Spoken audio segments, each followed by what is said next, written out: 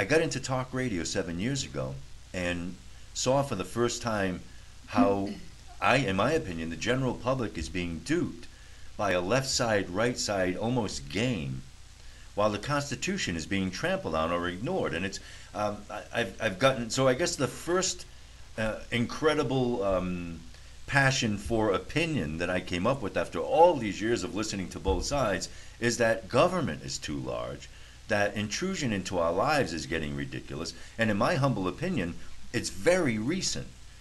They talk about the frog in the boiling pot of water. To me, they turned up the water like 3 or 4 years ago. And again, speaking objectively, and you're running as a Republican, but speaking objectively, I thought the Patriot Act was too much with George Bush.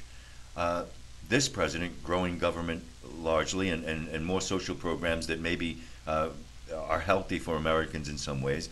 But we're watching, and with all respect to your position in the military, we're watching military blend with local law enforcement officials to put drones over our heads to monitor sites like mine on the internet from Homeland Security to a level that's just so through the roof, it's science fiction to a lot of us. So how do you put your clear respect and need for the protection element of the military in with how that somehow turned into, I mean, if I pull a video camera up right now on the local police department doing something, they'll throw handcuffs on me. I mean, the world has changed a lot since we grew up back east. How do you put that into this campaign? Yeah, I mean, as you mentioned, the federal government has certainly been overreaching in many different ways. I mean, the national debt is a serious issue for our nation and for our security for the future. The over-regulation and just the overburdens coming from Washington, is inappropriate, and it needs to be rolled back. And so it's those types of things that really we need to look at. And it's not just been, I mean, it's been both parties. I mean, the people are generally, disenfranchised in a lot of ways just with the government in general. And so we really need to take an honest look as American citizens at, hey, the debt situation has certainly accelerated in the last 5 years. I mean, our debt has doubled in the last 5 years, but it started earlier than that. We have to start reining that in. We have to start reining in the reach of the federal government in things that should be in the private economy, that should be things that states are looking at and local governments. It's just, we've overreached and overstepped in so many ways. And so we're at a critical juncture where we need to take a hard look at what is the real role of the federal government versus the private sector, and the real role of the federal government versus the states and local governments, and take a fresh look at that. So I mean, I come into this as a fiscal conservative. I come into this as a social conservative, and so I think we need to get the government to do those core things that the federal government should do in order to protect our freedoms and constitutions, and then let the American spirit and ingenuity and innovation bloom in order to rejuvenate our economy. And let's get out of the business of the federal government directing everything that we do. I mean, that's just not what we were founded on. So we gotta get off this Autobahn at the next exit, and start going in a different direction. Do we have still, and I know you believe in it, and because you believe in the Constitution, unalienable rights? And it's funny, I had to look up the difference between unalienable and inalienable to see the difference, that one can actually be, with the consent of the person, bought and sold or legislated. Unalienable can't. I'm getting to the point where I think the rest of my life I'm going to be fighting for those rights that were supposedly, I mean, that's what made a young woman like you become a fighter pilot, because America was the freest country in the world and still is. And now we resemble Europe in some ways that way. We worry. Someone put this test to me. If you're driving down the street here in Arizona and there's a police officer behind you, do you feel safe or nervous?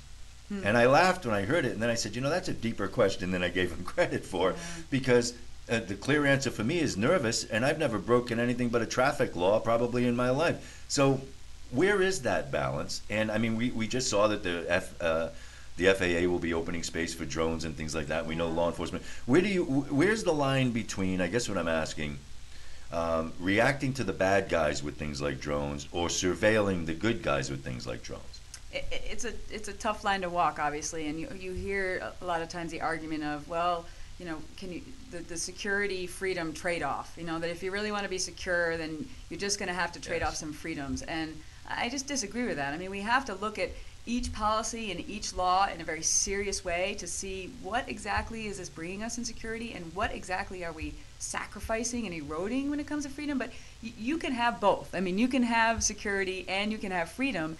And I mean, the bad guys would love it so much if we were giving up our way of life in order to sort of protect ourselves from some potential threat that we're usually chasing the last threat anyway. So I mean, these are difficult, complex issues that we have to have some thoughtful, lawful review every time we are even drafting legislation or an executive order, to seriously consider what is the impact here in security and what is the impact on our freedoms. Because I mean, our way of life is and our foundational things of what America is. We cannot sacrifice those. So we have to have an honest dialogue, not a visceral, emotional one, but we have to have an honest, analytical dialogue about the types of policies and laws that are coming out. And they've overstretched, in my view. We don't need to be having, risking our security, obviously, by not addressing some of the threats that are there, but we need to target it correctly so that we are providing security without sacrificing the very things that we hold precious. Well, and we've come so far, but I feel one thing that following elected officials I think has changed over the years. It used to be that if a congressperson felt that the mood of their district was A, whether they believed it or not, they'd start saying A. Now it seems that they don't even fake it, in my humble opinion. They just say, well, we know better. And a good example would be the backlash of something. My favorite agency to give grief to is TSA, not as the individuals that are there doing their jobs, but as the decision that was made without my input as an American, that we have to go through that at the airport when, frankly, they don't. I mean, I have to always go to someone and say, I'm sorry, I have pepper spray. Is that supposed to be? They don't find anything. They don't do it. So there's that trade-off you spoke to, and whether or not we want to be in a situation where we have no say in that, and that we will go to every baseball game and football game and every supermarket and all that, and now have federal agents, if you will, patting you down for it.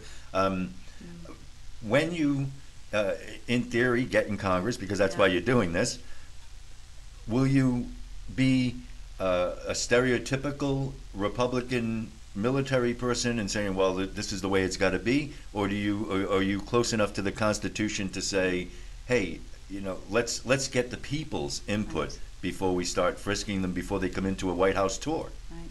I mean, the whole design, as you know, of our government and what the House of Representatives is a pure representation of the people. I mean, that's why they're voted in every 2 years, because it's really supposed to be the pulse of the people. So I'll be representing the CD8 and then CD2 and the people in this district. And it's my hope that I'm not just going to go there with my ideas and ask them to empower me, but I want to empower them, that I'm representing them, that you'll see in my core values on my website. This is a team effort.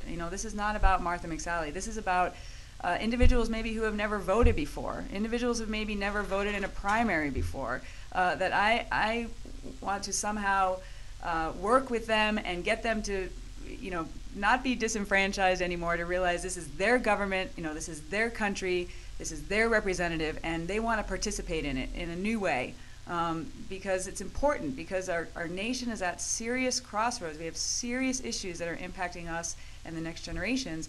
And so my intent is to represent the people of this district, have an honest dialogue with them about the types of things that we're facing, so that we can come up with some solutions together and then represent them in the U.S. Congress.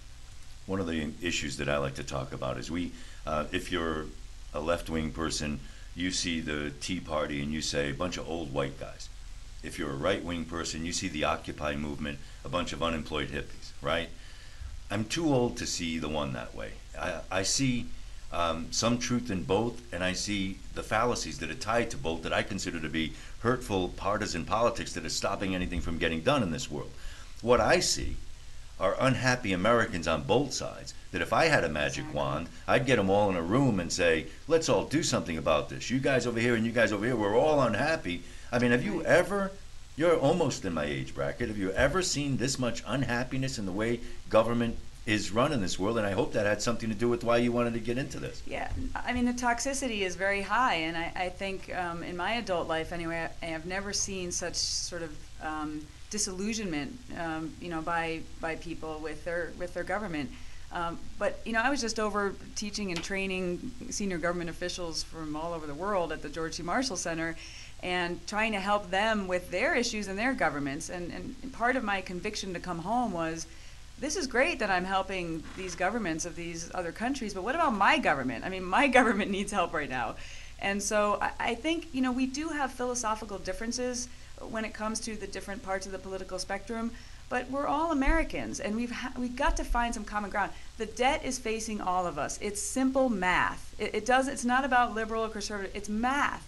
Just look at the pie chart. We're borrowing 40 cents on every dollar we spend right now. Every household has about $45,000 of debt if we were to spread it out. Something's got to change, and you look at what's going on in Europe and Greece and other places, and we don't want to get into that spiral where we are so far to the point that our tax money is only going to interest on the debt and we can't get out of it, that our national prestige, our economic strength, our national security is all at stake. So we have got to come together as Americans, and this community as part of that, and me representing that community, to have a serious discussion about how we can move forward, make some tough decisions, but move us in the right direction.